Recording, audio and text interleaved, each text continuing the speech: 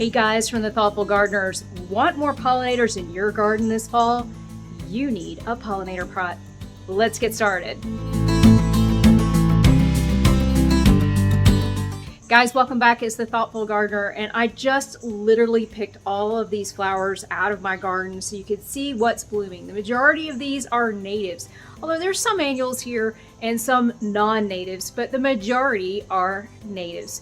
According to Doug Talman, you don't have to be an absolute purist here. You can be a good steward of your land and not use all native plants. But if we're going to attract the pollinators this fall, especially those pollinators that are migrating like our monarchs, as well as our hummingbirds, we want to put things in pots that they will come. It's really fun to have lots of things come up on your porch. We often have butterflies as well as hummingbirds come up and visit because I plant things that attract them so I can see them right from the porch. Not everybody has a great big yard. I realize that. So let's take a look at some things that you can plant this season. The first are the fall asters. Now, I don't know about you, but I absolutely love this color purple. And these asters come in purple, pink, yellow, and white, even blue. And they come in sun and shade versions, and you can get these right now at your local stores. Now, make sure when you go to buy that they haven't been treated with chemicals. So probably want to avoid those big box stores, and instead what you want to do is you want to patronize your local native plant growers or your local growers who don't use chemicals on the plants that they buy. So this one is a really good one. It hosts hundreds of different kinds of pollinators, and I think you're going to love it. So we have picked that one for our fall pot as one of our beautiful colors. If you love mums, you're going to love asters. So I want you to go get an aster this fall. Now, speaking of asters, you might have never seen this one because it's extirpated. Extirpated means it's so rare in nature, you're unlikely to find it because it's almost extinct. So if you want to help nature, you could plant this one. It's called a Maryland aster, and it is native to this ecozone, which is Ecozone 8.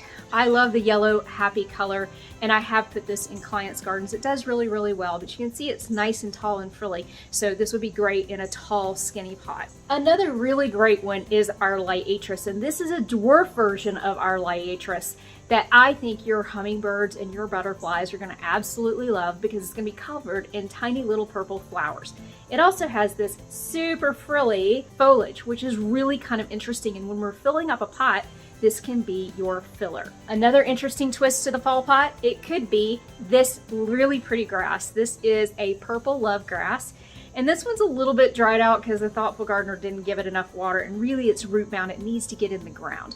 But grasses are a great way to go. Another great choice would be Little Blue Stem. It's one that is red, blue, purple, and green all at the same time. And then once you're done with it in the pot, you can move it easily into the garden. Another really cool extirpated plant is this rose Coreopsis. Now, Coreopsis comes in lots of colors, including yellow. And again, it has this really great ferny looking foliage, which is really wispy and beautiful in the breeze. But these are adorable from these teeny tiny little pink flowers. And so I'm going to use that as my spiller in this pot. So it's just going to drape over the side. And last but not least is probably one of my most favorite native perennials. This is our native spotted bee balm. Look at that. It tears like a chandelier. Then it has these little tiny little orchid-like flowers. Not only is it gorgeous, but pollinators find it irresistible. So I'm going to put this together for you, and through the magic of the internet, we'll see what it looks like. Stay tuned. All right, so I actually did two looks for you. So I repeated the purple aster here, and then like we talked about, we've got the beautiful spotted bee balm and the rose Coreopsis. In this pot, I mixed it up a little bit, used this purple love grass, and then the miniature Lightress in the back. So I want you to go this fall, and I want you to think differently about your pots. Make them colorful, make them beautiful, but let's look for native plants that might be an alternative to your fall mum that you normally would do.